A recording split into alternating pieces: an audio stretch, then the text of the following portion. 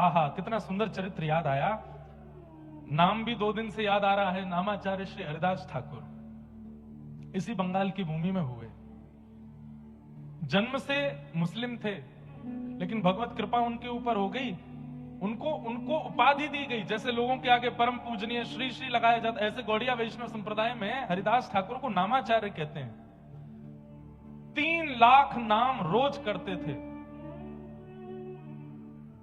तो जब मुस्लिम राजा को पता चला कि ये हमारे कुल खानदान का होते हुए भगवान का भजन करता है, हिंदुओं के देवता को गाता है, समझाया बुझाया, नहीं माने तो फिर कहा कि इसको मृत्यु दंड दो। तब किसी सेनापति ने कहा कि बोले मृत्यु दंड तो बहुत सरल होगा, इसको फांसी पे लटका देंगे, इसको क्या 2-4 मिनट दर्द होगा। इसने जो गलत काम किया है हिंदुओं के देवताओं का नाम लेकर के, इसको तो कोई कड़ा दंड मिलना चाहिए। बोले क्या दंड दें? बोले हाथ बांधो, पैर बांधो, बाजार में लेकर के निकलो और इस पर कोड़े बरसाओ। कोड़े में भी कील होनी चाहिए बड़ी बड़ी। तो कील जब इसके कोड़े पड़े और कोड़ा जब हटाया जाए तो पूरे शरीर को छीलते हुए निकले। राजा बोले उससे क्या होगा? बोले बाजार में जब बच्चा बच्चा इसको देखेगा, लोग इसको देखेंगे, तो कल को कोई भी, अरे मुस्लिम तो क्या, दूसरी जाति के क्या, हिंदू भी अपने देवता का नाम लेने में घबराएंगे जब देखेंगे कि ये दंड मिल रहा है। तो राजा ने कहा यही ठीक है। मैंने एक दिन बताया था, हरिदास ठाकुर पर जब कोड़े मारे जाते थे तो रक्त की बूंद नहीं की निकलती थी, पिचकारियां निकलती थी शरीर से। लेकिन जब वो कोड़ा पड़ता था और उस समय जब वो दोनों भुजा उठा करके और ऊंचे स्वर में बोलते थे हरि बोल हरि बोल हरि बोल, कोड़े बरसाने वाले के चरण पकड़ लेते थे और क्रोध में नहीं, नेत्रों में भाव भरे रहते, अश्रु भरे रहते। बोले बड़ी कृपा। मैं तो चाहता था कि मैं ऊंचे स्वर में नाम गाऊं, लेकिन मैंने पूरी ताकत लगाई। इतना ऊंचा स्वर मेरा पहले कभी नहीं प्रकट हुआ जितना ऊंचा स्वर आपके कोड़े मारने से प्रकट हुआ है। और मारिए।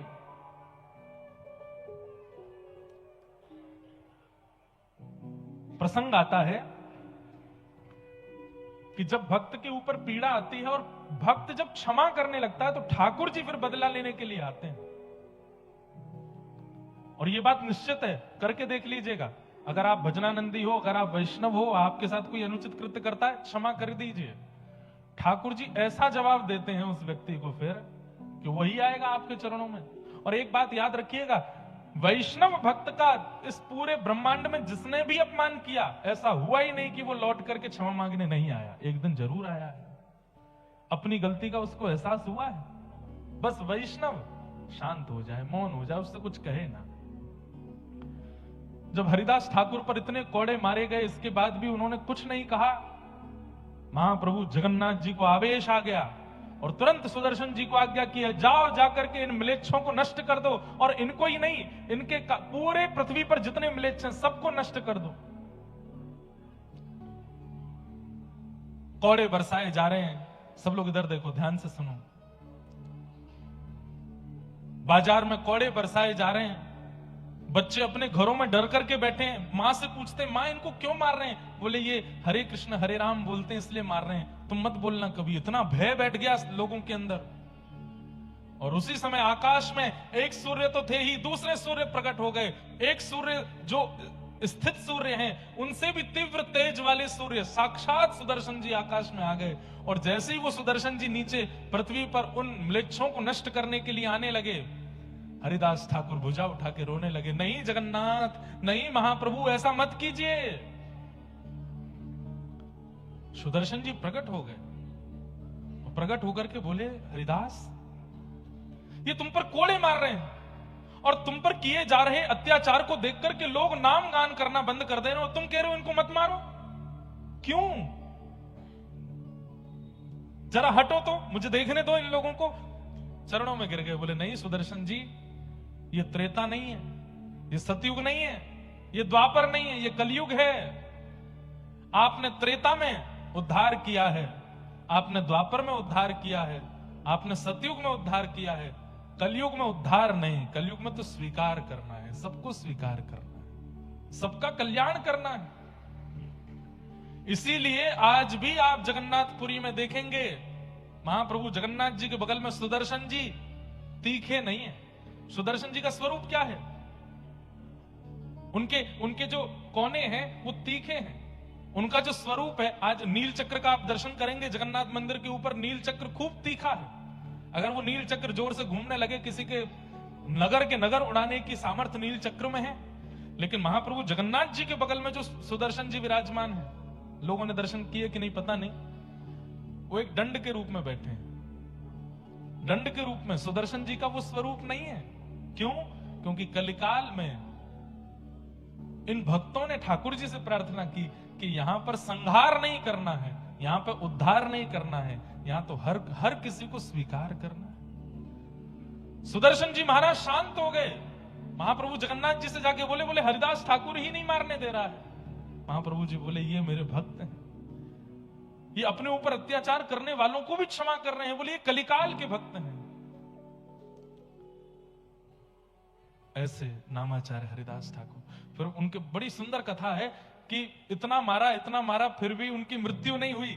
तो उन सैनिकों को लगने लगा कि ये तो मर नहीं रहा है, और अगर ये नहीं मरा तो राजा हमको मार देगा। तो उनकी पीड़ा देख करके हरिदास ठाकुर बोलने लगे क्या बात है? बोले तू मरता नहीं है और तू नहीं मरेगा तो राजा हमको मार देगा।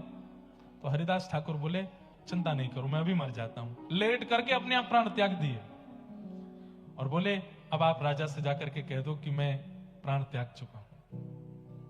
ऐसे हरिदास ठाकुर नामाचार, नाम 3 लाख नाम रोज करते थे।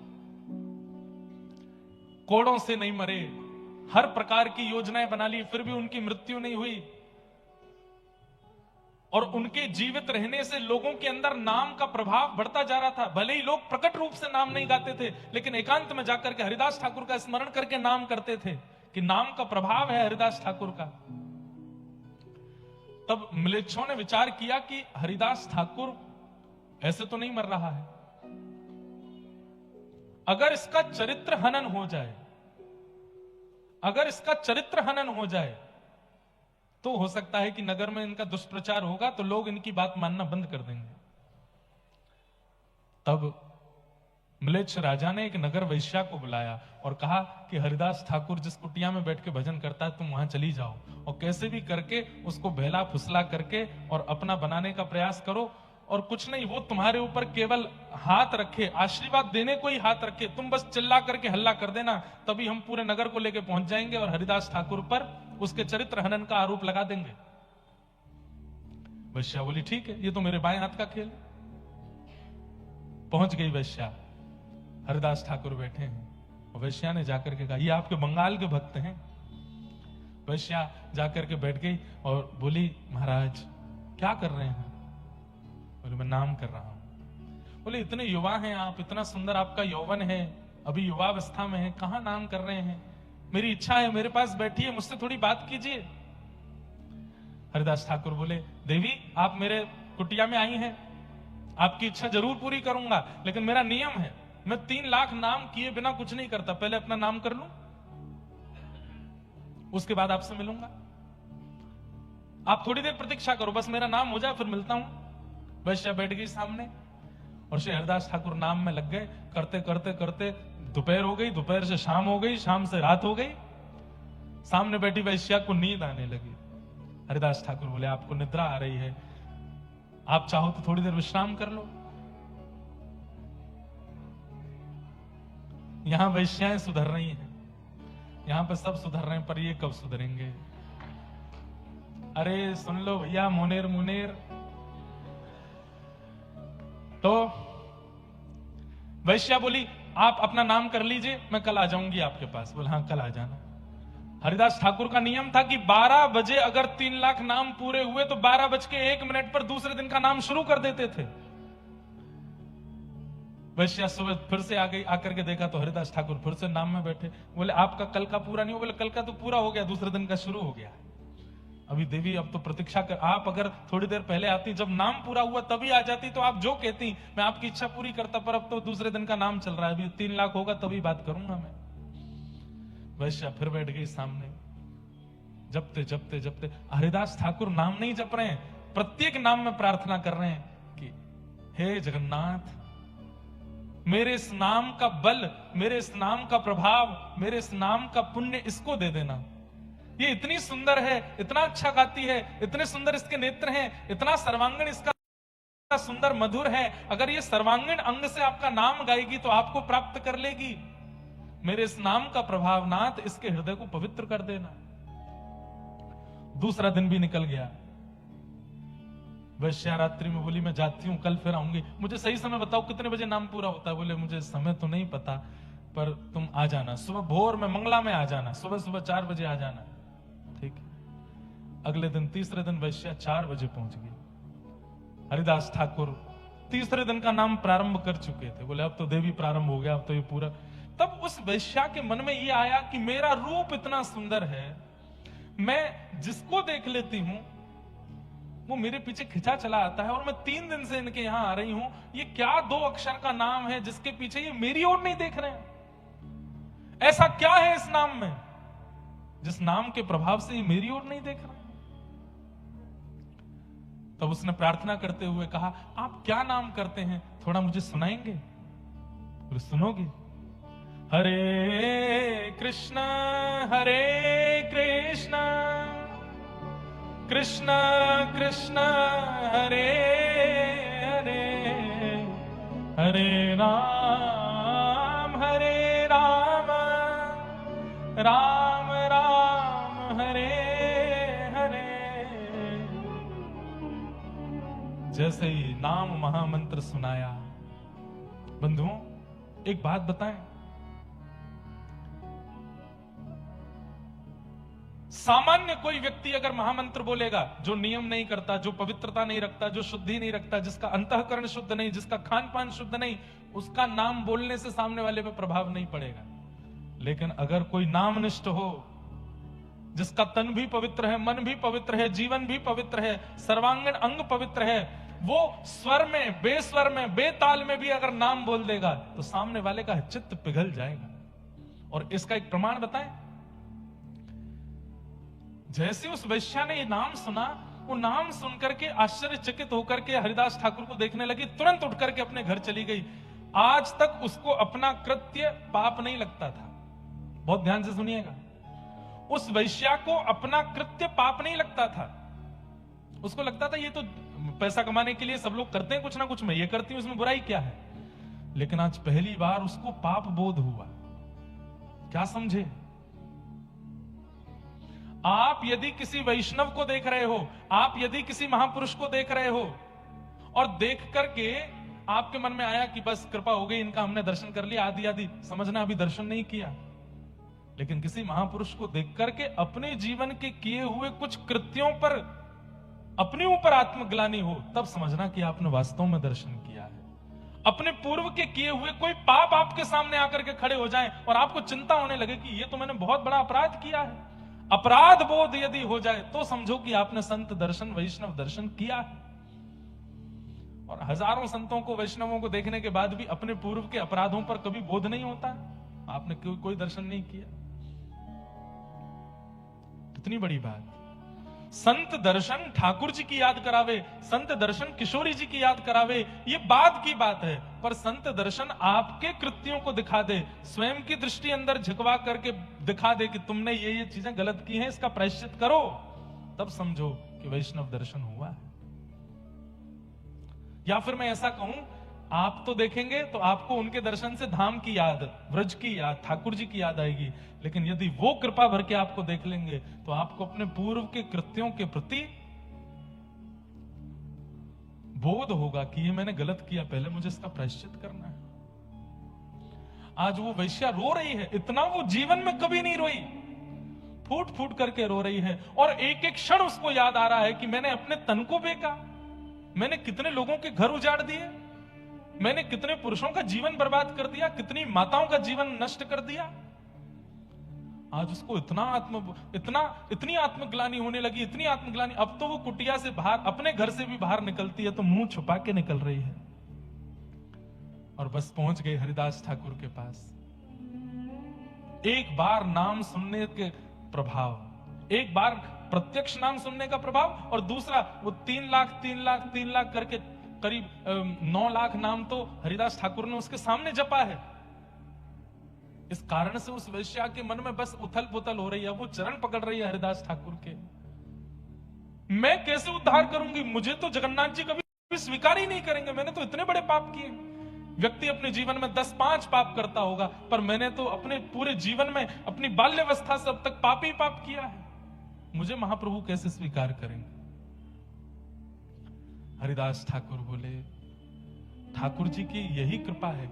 मानवों में और ठाकुर जी में अंतर यही है कि मानव गलतियां मरते दम तक याद रखता है और ठाकुर जी एक क्षण में भुला देते हैं। हम मानवों का स्वभाव कैसा है, कोई व्यक्ति हमसे सॉरी भी बोल देता है ना, हम ठीक है ठीक है ठीक है, लेकिन मन में रखते हैं कि नहीं इसने ऐसा किया था।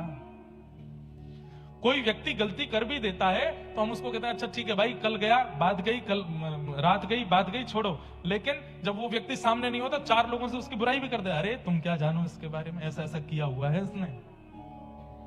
पर ठाकुर जी का स्वभाव कैसा है, एक बार व्यक्ति जब भुजा उठा करके कहता है कि हे नाथ मुझसे अपराध हो गया, अब आज के बाद नहीं करूंगा, संकल्पित होके, ठाकुर जी कहते हैं भूल गया मैं, मुझे याद ही नहीं तूने किया क्या था, बस अब आगे मत करना। ऐसा ठाकुर जी का स्वभाव। हरिदास ठाकुर बोले, जो नाम तूने सुना है बस उसको अपना जीवन बना ले और लौट करके पीछे नहीं देखना, ना आत्मग्लानि करनी, ना दोबारा उन कृत्यों में जाना जो तूने किए हैं। और सुन, इस कुटिया में मैंने करोड़ों नाम किए हैं, अब मैं तो कहीं और चला जाऊंगा, तो इस कुटिया में रहे और यहां रह करके भजन कर। हरिदास ठाकुर तो उस समय चले गए, वहां से कहां गए, आगे कहीं निकल गए और उस वैश्या को उस कुटिया में बैठा गए। वहीं बैठ करके वही नाम प्रारंभ कर दिया उस वैश्या ने, जिसका रूप देख करके काम प्रकट होता था लोगों के चित्त में। आज उसका रूप लावण्य ऐसा कि जब वो कुटिया से निकलती है तो हजारों संतों की तादाद में लोग उसको दर्शन करने के लिए आते हैं, क्योंकि उसको देख करके अब महाप्रभु जगन्नाथ प्रकट होते हैं चित्त में। नाम का प्रभाव। बंधुओं, आपकी उपस्थिति सामने वाले के चित्त में क्या अनुभव कराती है, इससे भी पता चलता है कि आप कैसे हो। आप कहीं जाते हैं तो लोगों के चित्त में आता है बड़ा पैसा वाला है, बहुत पैसा है इसके पास। आपकी उपस्थिति किसी के चित्त में क्रोध को उत्पन्न करे, ये तो ऐसा है, इसने हमारा बंटाधार कर दिया, पूरी कॉलोनी के लोग इससे परेशान हैं, क्रोध प्रकट करना है। किसी के चित्त में आपकी उपस्थिति किसी के चित्त में काम को प्रकट कर रही है, क्रोध को प्रकट कर रही है, लोभ को प्रकट कर रही है, तो इसलिए आप संसारी हो। लेकिन आपकी उपस्थिति होते ही सामने वाले का चित्त निर्मल हो जाता है, नेत्र सजल हो जाते हैं और ठाकुर जी का पावन स्मरण उसके चित्त में होने लग जाए, तब समझो कि आपकी भक्ति अब हो रही है। हरिदास ठाकुर के जीवन की एक बात और, वे जब रात्रि का समय होता था तो भुजा उठा करके और ऊंचे स्वर में नाम गुणगान करते थे ठाकुर जी का। किसी ने आकर के टोका, बोले कि सोते नहीं, हमको भी नहीं सोने दे, इतना तेज तेज क्यों बोलते हो, मन में कर लो। अभी हमने मोनेर मोनेर बात करी, लेकिन हरिदास ठाकुर का कारण ऊंचे स्वर में नाम जप इसलिए नहीं करते थे कि लोग जाने कि देखो मैं भक्त हूं। उन्होंने बताया कि मैं ऊंचे स्वर में नाम जप क्यों करता हूं, बोले मैं मन ही मन करूंगा तो मेरा उद्धार होगा, और मैं ऊंचे स्वर में करूंगा तो मानवों का नहीं, कितने कीट पतंग जीवाणु इस हवा वायुमंडल में डोल रहे हैं, वे भी नाम सुनकर के तर जाएंगे, इसलिए ऊंचे स्वर में करता हूं। सबका कल्याण, सबका उद्धार।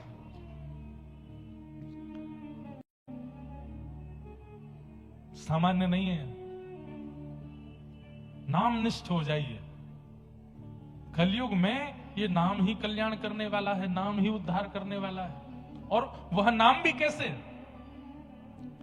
जैसे बहुत प्यासा व्यक्ति जब पानी पीता है तो प्रत्येक घूंट अगली घूंट की और इच्छा प्रकट करती है कि वो भी मेरे अंदर आवे ताकि मेरी प्यास बुझे।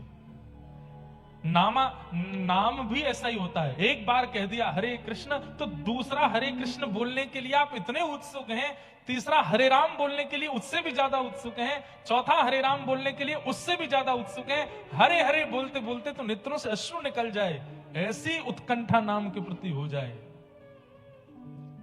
तब नाम प्रभावशाली। उत्सुकता भक्ति में बहुत जरूरी है, एक्साइटमेंट। अगर आप उत्सुक नहीं हैं तो आपका नियम क्रम, व्रत, अनुष्ठान, परिक्रमा सब व्यर्थ है। उत्सुकता, जैसी उत्सुकता यहां कथा सुनने की लोगों में है, जैसी उत्सुकता भीतर बैठने की लोगों में है, जैसी उत्सुकता एक एक शब्द को श्रवण करने की लोगों में है, ऐसी उत्सुकता केवल कथा नहीं, हर भगवत संबंधी कार्य में हो जाए। आपकी ये उत्सुकता ध्रुव की तरह 5 महीने में ठाकुर जी का अनुभव करा देगी। केवल 5 महीने उत्सुकता आ जाए। संसार की क्रियाओं को करने में आलस्य नहीं आता हमको, पर भगवत कार्यों में आलस्य आता है, और यही आलस्य भगवत प्राप्ति में बाधा बनता है। आलस्य नहीं, उत्सुकता। तो मैं निवेदन कर रहा था कि भक्त कभी रिवेंज नहीं लेता, भक्त कभी बदला नहीं लेता, भक्त क्षमा करता है। उसकी तरफ से बदला ठाकुर जी ले लेते हैं, और जब ठाकुर जी बदला लेते हैं तो फिर अच्छा वाला ही लेते हैं। आपके साथ किसी ने कुछ गलत किया, आपने अगर उससे बदला लिया तो आप ज्यादा से 2-4 थप्पड़ मारोगे, लेकिन आपने पुलिस के हवाले कर दिया कि भाई इसने मेरे साथ ऐसा किया, अब आप देखो, पुलिस तो उसमें डंडे बरसाएगी। फिर ठीक वैसे ही आपके साथ अनुचित कृत्य पर आप कुछ रिएक्शन देते हो तो आप ज्यादा कुछ नहीं कर पाओगे, लेकिन ठाकुर जी के भरोसे छोड़ देते हो तो ठाकुर जी तो ऐसा चक्र घुमाते हैं, और याद रहे उसे, ऐसा नाम। तो दुर्योधन, अब एक बात और कह दूं, ये बदला लेने की इच्छा यदि चित्त में बहुत ज्यादा होती है कि उसने मेरे साथ ऐसा किया, मैं देख लूंगा उसको, तो आप कहीं ना कहीं पांडव नहीं हो, इस संसार रूपी महाभारत के कौरव हो। कौरवों का ही स्वभाव होता है ऐसा। दुर्योधन ने अश्वत्थामा से कहा, मैं अगर राज्य गद्दी पर नहीं बैठा तो ये भी नहीं बैठने चाहिए, इन पांडवों को सोते हुए रात में मार दो। बंधुओं, महाभारत क्या है?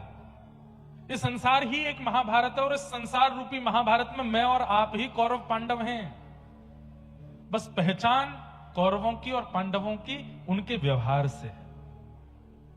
कई लोगों का ऐसा व्यवहार होता है कि अगर कोई वस्तु मुझे नहीं मिली तो किसी को नहीं मिलनी चाहिए। यह दुर्योधन का स्वभाव है।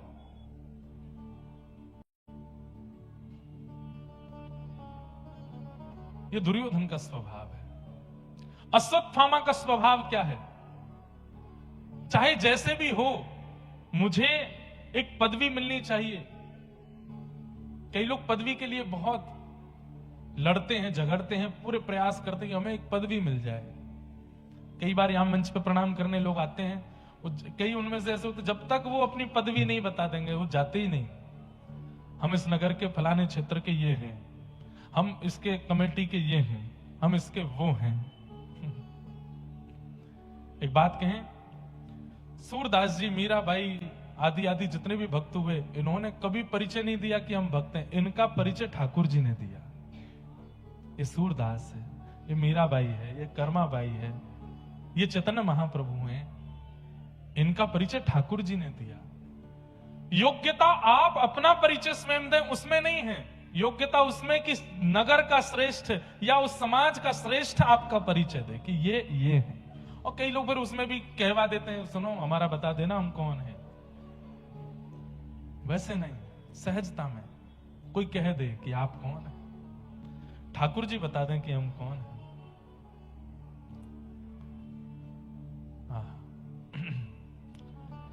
तो अश्वत्थामा रात्रि में गए, पांडवों को मारने के लिए गए, लेकिन ठाकुर जी रक्षा कर रहे थे, इसलिए पांडवों को बाल बांका भी नहीं कर पाए। लेकिन द्रौपदी के सोते हुए 5 पुत्रों को देख करके उन्हें मार दिया। प्रातःकाल का समय हुआ, जब पता चला कि यह कृत्य अश्वत्थामा ने किया है, तो अर्जुन ने अश्वत्थामा को बंदी बना करके मारने का प्रयास किया, लेकिन सबने मना किया कि इसको जीवित छोड़ दो। तत्पश्चात अश्वत्थामा की आधी दाढ़ी मूंछ मोड़ दी गई, उसका अपमान किया। तो अपमान के बाद उसने पुनः ब्रह्मास्त्र छोड़ करके उत्तरा के गर्भस्थ शिशु को मारने का प्रयास किया। मैं एक बात कथा में कहा करता हूं, बहुत ध्यान से सुनिएगा। सूत्र है, अपमान का बोध उसी को होता है जिसको सम्मान की बहुत इच्छा होती है। जिसे बहुत सम्मान की इच्छा होती है, बार बार अपमान भी उसी का ही होता है। और जिस व्यक्ति को कभी सम्मान की इच्छा नहीं होती, उसका कोई अपमान कर भी देता तो उसको पता नहीं चलता। उसको 4 लोग, तेरा अपमान हुआ, अच्छा मुझे पता ही नहीं थी। बोला हाँ उन लोगों ने षड्यंत्र के कारण ये काम किया होगा भैया, मुझे तो नहीं पता चला, मेरे को तो अनुभव ही नहीं हुआ। हम एक प्रार्थना करें, आप लोग कथा सुनते हैं, तिलक लगाते हैं, सम्मान की इच्छा छोड़ दीजिए। हम व्यासपीठ पे बैठते हैं, हमें तो जबरदस्ती मिलता है इतना ज्यादा, हम तो प्रार्थना करते हैं कि इसके आदी ना हो जाएं। पर ऐसा नहीं, अपमान नहीं होता, बहुत अपमान होता है। बहुत लोग गलत भी बोलते हैं, बहुत लोग उल्टा सीधा भी बोलते हैं, बहुत लोग बिना सत्य जाने कुछ कुछ भी लांछन भी लगाते हैं। पर हमको बड़ी प्रसन्नता है, क्योंकि सम्मान की इच्छा कभी करी नहीं, इसलिए अपमान का बोध होता नहीं है। इसलिए कोई षड्यंत्र के तहत अपमान करता भी है तो पता चलता नहीं है चित्त को कि अपमान हुआ। सम्मान की इच्छा मत रखो। सम्मानम कलयाति घोर गरलम नीचप्पमानम शुधा। इस संसार में सबसे बड़ा विष क्या है? सम्मान की इच्छा, क्रेडिट।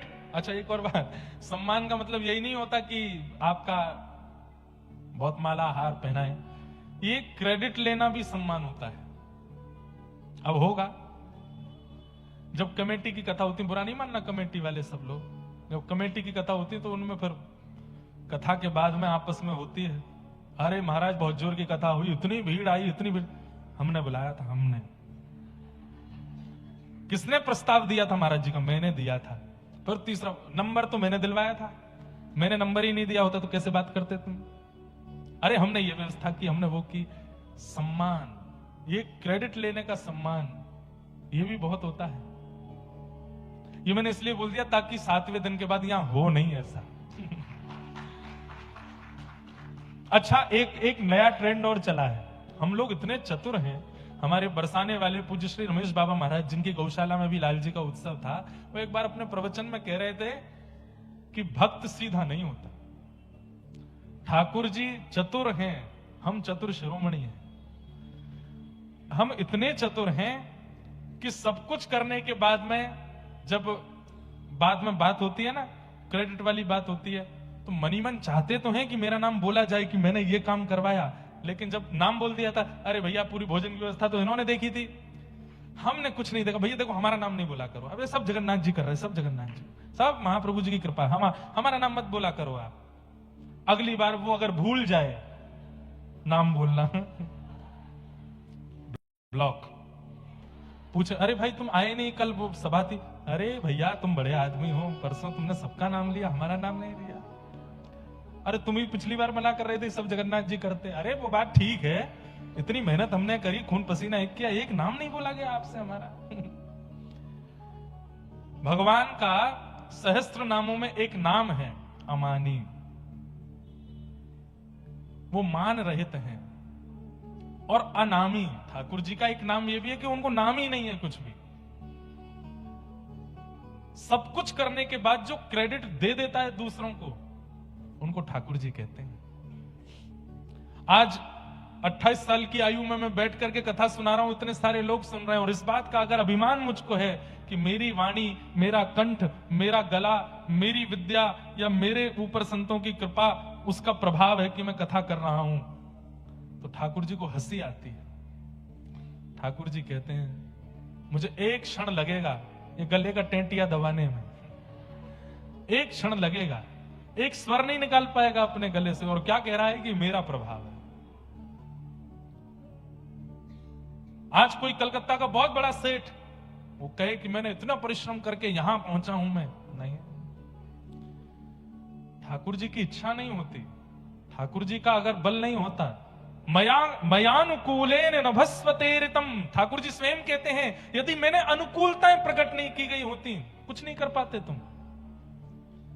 इसलिए अपने हर कृत्य पर यही मानिए कि मैं तो लायक था ही नहीं, ठाकुर जी ने करवाया, मैं योग्य नहीं था, मैं योग्य नहीं था। जहां ले चलोगे वहीं मैं चलूंगा, जहां ले चलोगे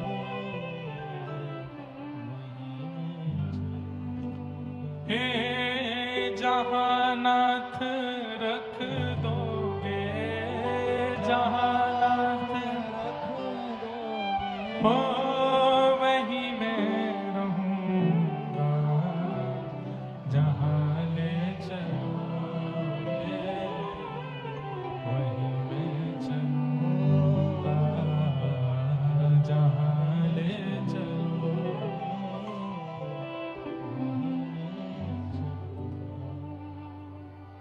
अब एक पद और है ऐसा ही, पर मैं वो नहीं कहूंगा अभी।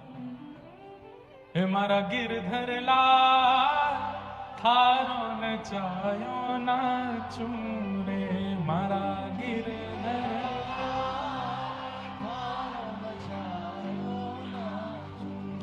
जो तू तन को रोग लगावे सोई झपट सो जाऊं, जो तू तन को रोग लगावे और जो तू काल रूप बन आवे, जो तू काल रूप बन आवे, मैं लपक गोद में आऊं आऊं, मारा गिरधर लाल थारो न छायो ना चूरे, मारा गिरधर लाल थारो न छायो ना चूरे। बस ये है भक्ति का मूल स्वरूप, समर्पण। आप अपनी हाथ पैर बुद्धि विवेक से कर्म कीजिए, पर कर्म के फल के रूप में यदि निराशा भी मिलती है तो ठाकुर जी का प्रसाद मान के स्वीकार करो। ठाकुर जी कोई बात नहीं, आपने कुछ अच्छा सोचा होगा इसलिए ऐसा हो रहा है, हम इसे स्वीकार करते हैं। ये समर्पण ठाकुर जी के प्रति अति आवश्यक है।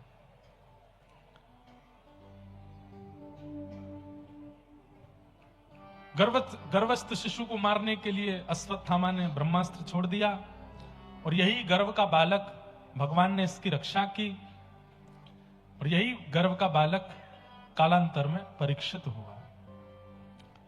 परीक्षित जी महाराज का जन्म हुआ, जन्म लेते ही ठाकुर जी दर्शन देने के लिए आए, ऐसी भी कथा आती है। धीरे धीरे परीक्षित बड़े हो रहे हैं, और एक समय आया, बहुत ध्यान से सुनिए सब लोग। अर्जुन द्वारिका गए हैं ठाकुर जी के पास, लेकिन अर्जुन का स्वभाव है, नियम है कि अर्जुन कुछ दिन में ही लौट करके आ जाते हैं, लेकिन अब महीनों बीत गए, अर्जुन लौट करके नहीं आए। जब लौट करके आए तो खबर दी कि ठाकुर जी तो अपनी लीला पूरी करके चले गए। जब अर्जुन के मुख से यह खबर सुनी तो युधिष्ठिर आदि पांडवों ने उसी क्षण हस्तिनापुर की राज्य गद्दी को छोड़ दिया और अपने वंशधर परीक्षित को राज्य गद्दी पर बिठा करके परीक्षित को आज्ञा की कि अब तुम राज्य को संभालो। छोटे से परीक्षित जी राजा बन गए, धीरे धीरे बड़े हुए, ब्राह्मणों के संरक्षण में इनका राज तिलक हुआ, विवाह हुआ, जन्मेजय आदि पुत्र हुए। बहुत ध्यान से सुनो। और एक दिन राजा परीक्षित वन में निकले थे, तभी आपने वहां पर एक आश्चर्य देखा। कैसा आश्चर्य? कि एक व्यक्ति जिसका वर्ण श्याम है, काला है, लेकिन श्याम वर्ण के लोग भी देखे गए हैं, वो इतने अनुचित नहीं लगते हैं, परंतु इसको देख करके तो बड़ी अनुचितता आ रही है चित्त में। और वो एक बैल के पैर को काट रहा है जिसके 3 पैर पहले से ही कटे हुए हैं। तो ये व्यक्ति कौन है? ये कलयुग है। और ये जिसके पैर काट रहा है वो साक्षात धर्म है। सत्य, दान, दया और पवित्रता, ये 4 चरण होते हैं धर्म के। आपके चित्त में अगर ये 4 भावनाएं नहीं है तो आप धार्मिक नहीं हो। धर्म के 4 चरण सत्य, दान, दया और पवित्रता। आजकल के युवा बालकों में एक बात सुनने में आती है, आज तो रविवार है, आज क्यों नहाए हम। आपके कलकत्ता में तो इतनी सर्दी नहीं पड़ती, हमारे यहां बहुत ठंड होती है। जब हम स्कूल में पढ़ते थे तो स्कूल के समय पे कितने सारे हमारे मित्र और क्लास के बच्चे, हम लोग आपस में बात करते थे, तो मैं पूछता, मैं नहा के आए हो? सही से बता। अरे सर्दियों में कौन नहाता है यार, कौन नहाता है? हम तो ऐसे हाथ मुंह धो के आ जाते हैं। ऐसे ऐसे भी होते हैं लोग, पर नहीं। धार्मिक व्यक्ति का स्वभाव है वो नित्य स्नान करेगा। अरे ऐसे ऐसे लोग भी आपने देखे होंगे, भीषण बीमार पड़े हैं, हॉस्पिटलाइज्ड हो गए, फिर भी वो एक ही प्रार्थना करते हैं, हमको नहाने दो, बिना स्नान के हमारा चलेगा नहीं। पवित्रता, धर्म का दूसरा रूप होता है सत्य। सत्य संभाषण बहुत कम हो गया है, लोग बाग झूठ ज्यादा बोलने लग गए हैं, लेकिन फिर भी कहीं ना कहीं सत्य के प्रति रुचि सबकी है। बोलते भले ही ना हो, सुनने के लिए तो सत्य ही चाहते हैं सब। भले ही दुनिया से झूठ बोलते हो, लेकिन जब अपनी सुनने की बारी आती है सबको सत्य ही सुनना है। इसका मतलब सत्य अभी भी बचा है, सत्य धर्म है। सत्य का एक रूप और है, भगवत मार्ग को भी सत्य कहते हैं। व्यक्ति जब भगवत मार्ग से परे चलता है, ना कथा सुनता, ना दर्शन करता, ना सत्संग करता, ना व्रत नियम करता, ना अनुष्ठान करता, किसी भी प्रकार से भगवत कार्यों से विहीन है, तो वो कहीं ना कहीं सत्य से विहीन है, असत्य के मार्ग पर चल रहा है। आएगा एक दिन, लौट के जरूर आएगा, पर तब तक शायद देर हो चुकी होगी। सत्य का मार्ग सही समय पर चुन लिया जाए, ये अच्छा है। पर कलिकाल में भगवान ने बड़ी कृपा कर रखी है, व्यक्ति जब भी आ जाता है तब स्वीकार कर लेते हैं ठाकुर जी, पर फिर भी इतनी देर ना हो जाए कि अब कुछ करने लायक बचे नहीं, अब सत्य के मार्ग पर आके क्या फायदा। सत्य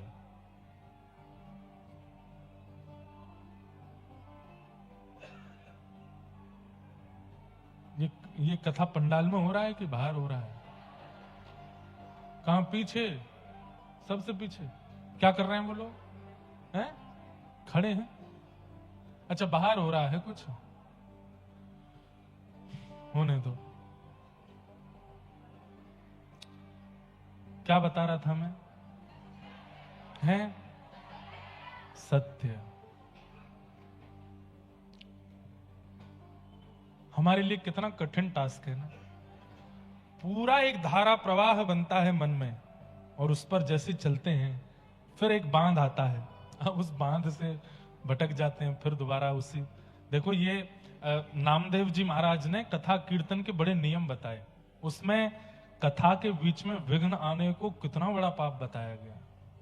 इसलिए हम आप लोगों को रोकते हैं, उठ के मत जाओ, फोन मत चलाओ, सो मत कथा में। किसी भी क्रिया से हमको डिस्टर्ब होगा तो वो विघ्न, ठाकुर जी, उसको कथा में अपराध माना जाता है।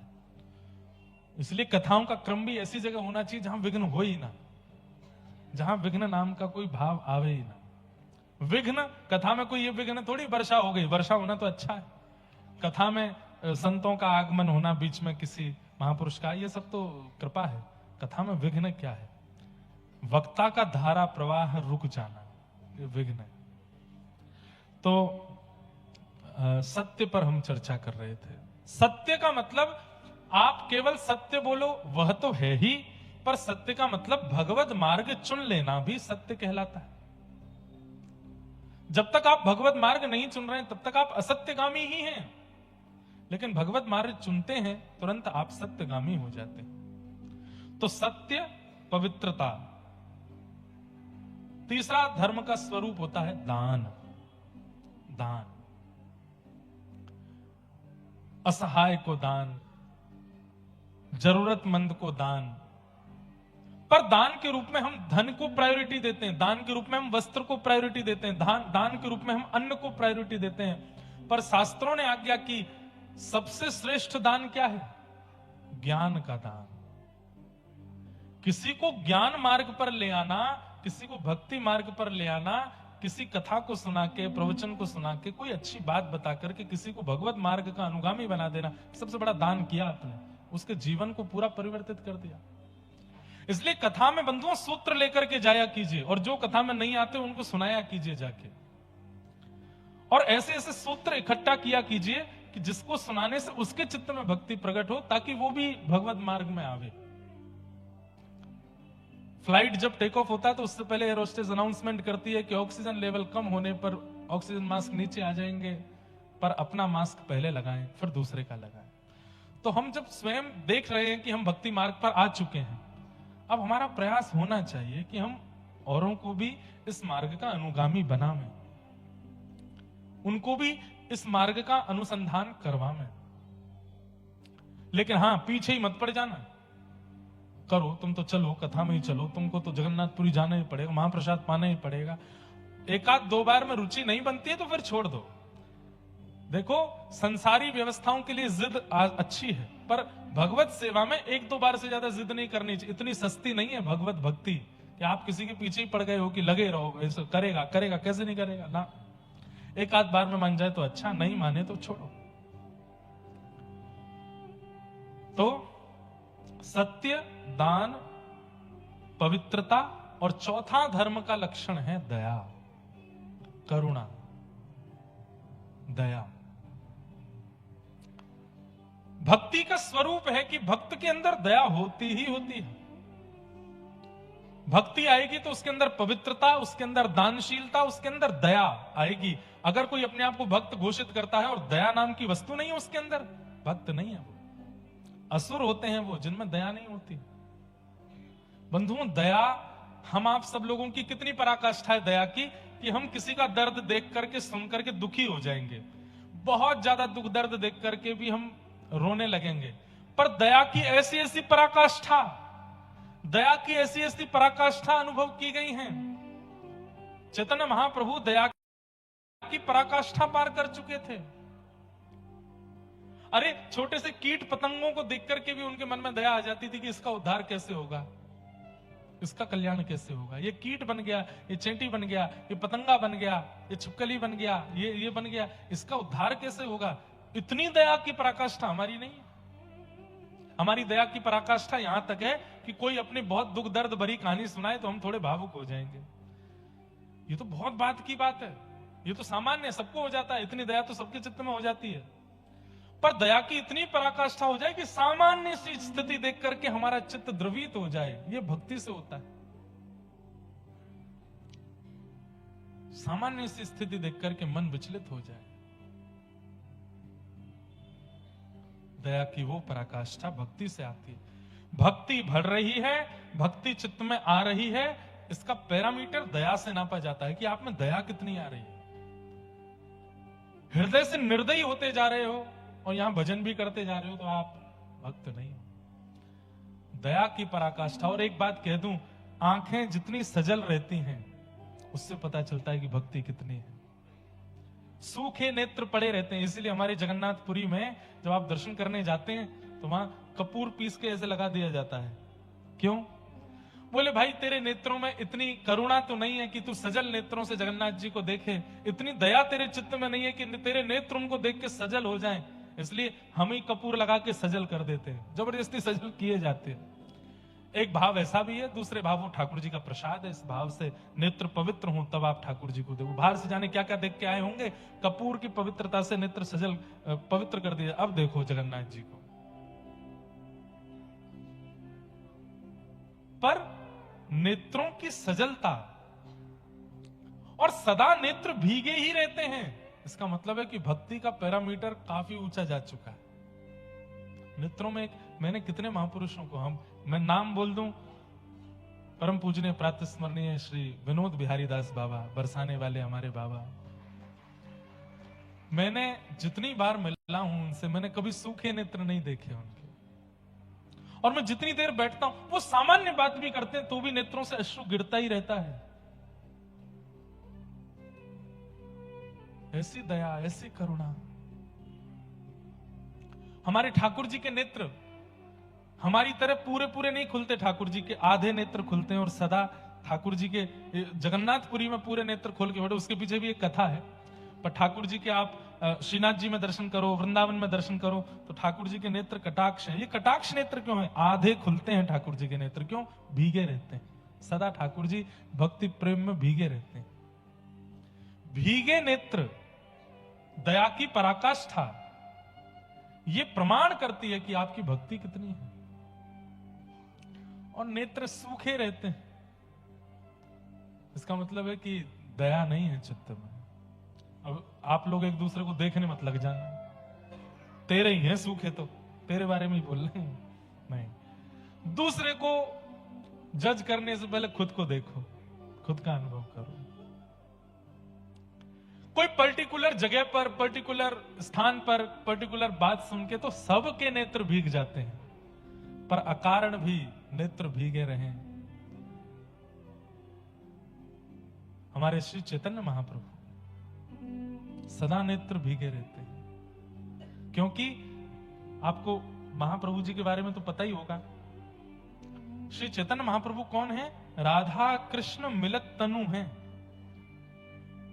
ठाकुर जी ब्रजमंडल छोड़ करके द्वारिका गए तो किशोरी जी को, ब्रजवासियों को, ब्रज की गोपियों को इतना विरह देकर के गए कि लीला पूरी करने के बाद ठाकुर जी के मन में आया, मैंने इतना विरह दिया है किशोरी जी को, इतना विरह दिया है गोपियों को, अब इसके समान विरह जब तक मैं सहन नहीं कर लूंगा तब तक मेरे चित्त को शांति नहीं पड़ेगी। उसके लिए मुझे किशोरी जी के भाव में आना पड़ेगा।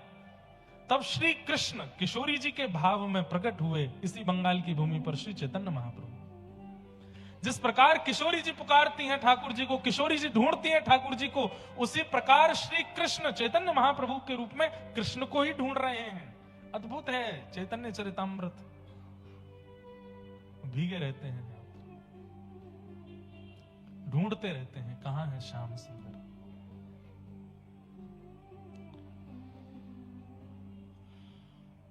जगन्नाथ, आप कहेंगे महाराज जी भीगे नेत्र में ठाकुर जी हैं, यहां के ठाकुर जी के नेत्र इतने बड़े क्यों?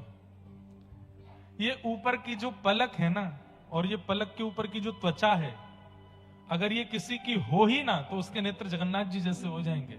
ये है ही नहीं महाप्रभु जी के। क्यों? ब्रजवासी और किशोरी जी के विरह में महाप्रभु जी का तन पिघल गया है, इसलिए हाथ भी नहीं है, भुजा भी नहीं है, चरण भी नहीं है, मुखमंडल भी नहीं है, ये पिघल गए हैं, इसलिए बड़े बड़े नेत्र दिखते हैं महाप्रभु जी के।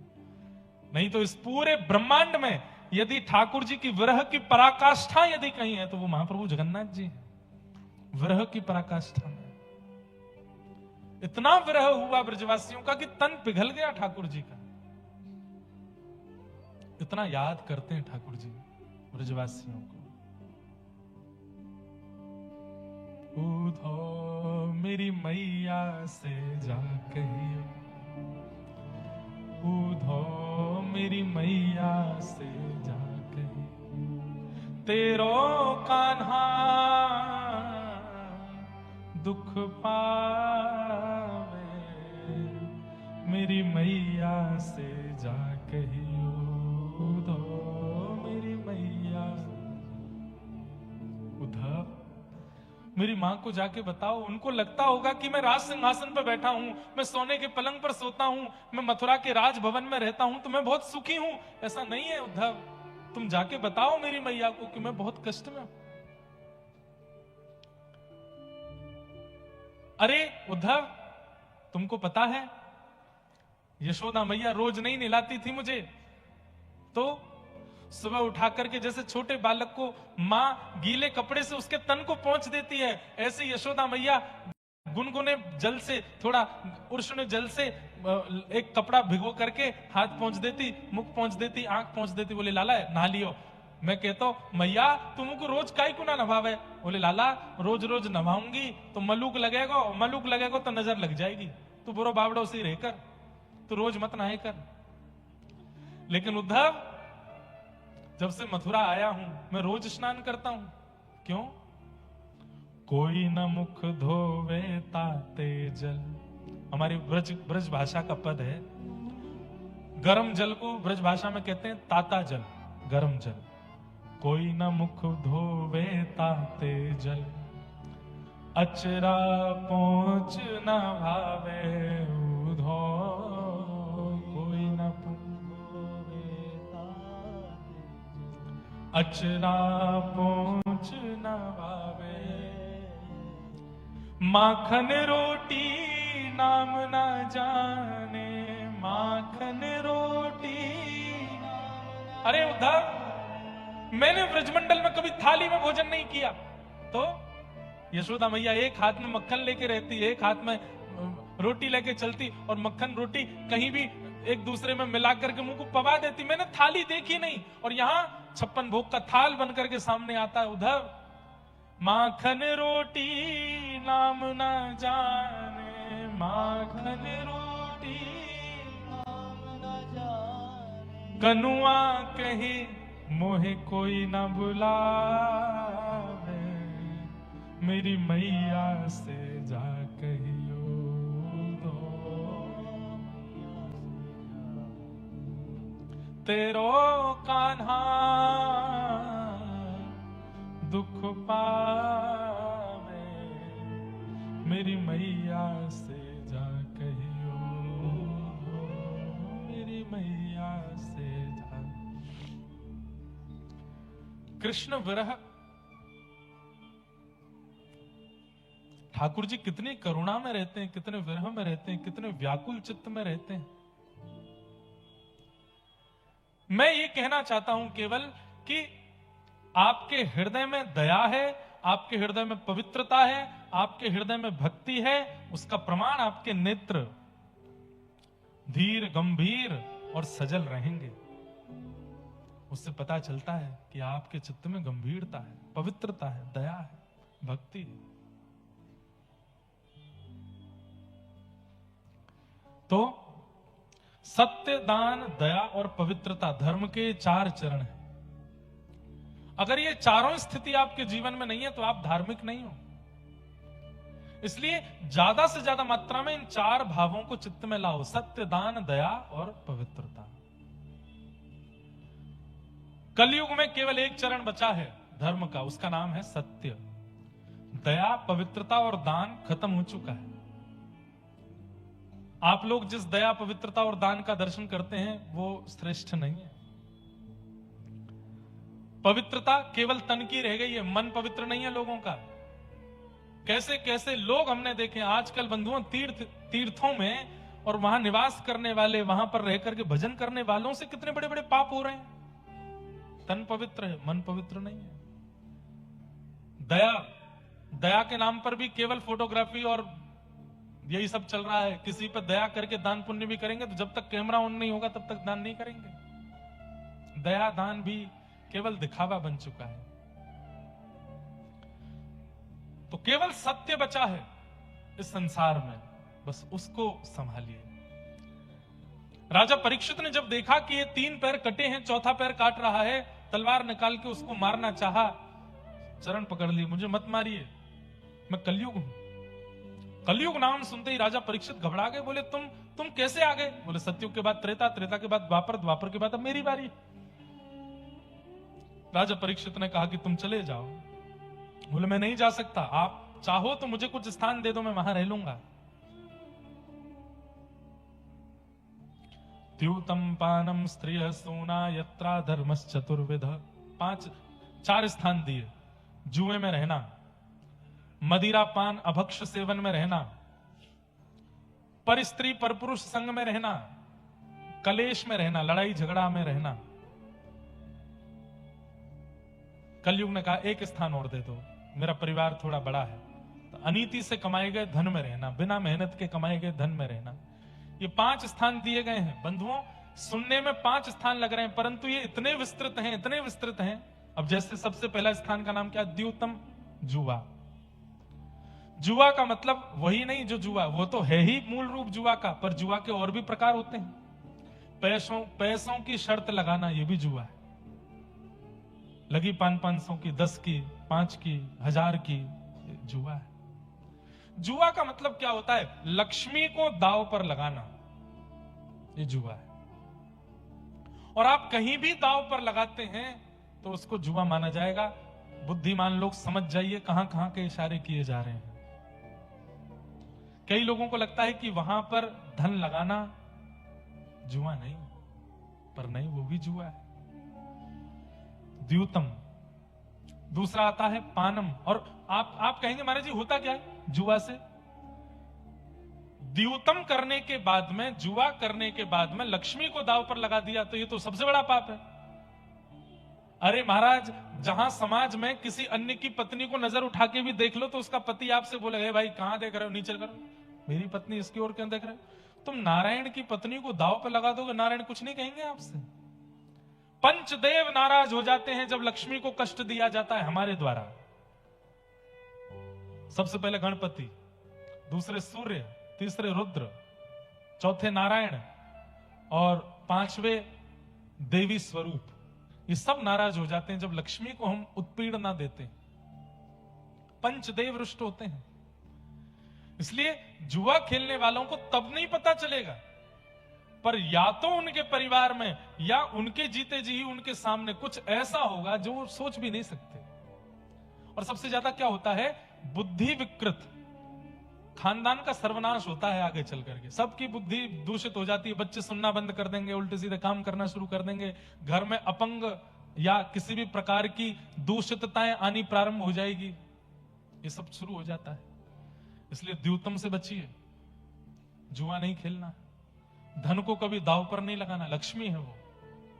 और आप लोग तो कलकत्ता निवासी, यहां तो देवी पूजा का तो इतना बड़ा महत्व। अभी भी मैंने आज सुबह देखे कई जगह सरस्वती जी के भी पंडाल बने हुए थे सरस्वती पूजन के लिए। केवल पंडाल बनाने से आपकी श्रद्धा नहीं होती है, आप उन्हीं के ही एक दूसरे फॉर्म धन को कहां कैसे कितना व्यय करते हो, उससे भी आपकी देवी पूजा सार्थक होती है। वो देवी है, लक्ष्मी। तो द्यूतम पहला स्थान। दूसरा पानम, मदिरा पान भक्ष भक्ष सेवन, मांस मच्छी का भोजन और जल तुरई उसका भोजन, इन सब में कलयुग का निवास है, इन सब में कलिकाल का निवास है। प्रयास तो वैष्णवों को करना चाहिए कि घर में प्याज लहसुन भी ना बने, लेकिन कम से कम मांस मदिरा का प्रवेश तो ना हो रसोई में। और जिस घर में ठाकुर जी की सेवा होती है उसकी तो रसोई में फिर प्याज लहसुन भी नहीं आना चाहिए। इतनी पवित्रता तो रखे। आपको खाने की बहुत इच्छा, बाहर जाके खा लो, मांस मदिरा नहीं। मुझे आजकल सोशल मीडिया का जमाना, आगे पीछे काट के बीच का डाल देंगे, महाराज जी ने अलाउ किया कलकत्ता की कथा में, बाहर जाके खा लो। पाप उसका भी होता है, पर प्याज लहसुन खाने वाला व्यक्ति अगर साधक स्थिति में है तो उसकी साधक स्थिति में वो साधना नहीं कर पाएगा, तामसी पदार्थ है, इसलिए उसको मना किया गया। तो पानम में कम से कम मदिरा पान, भक्ष भक्ष सेवन, तंबाकू सेवन और जितने भी नशीले पदार्थ हैं इनका सेवन नहीं करना चाहिए। पानम, उसमें कलयुग का निवास है। द्यूतम पानम, स्त्रिय पर स्त्री पर पुरुष का संग, उसमें कलयुग का निवास है। कलयुग बुद्धि विकृत कर देगा।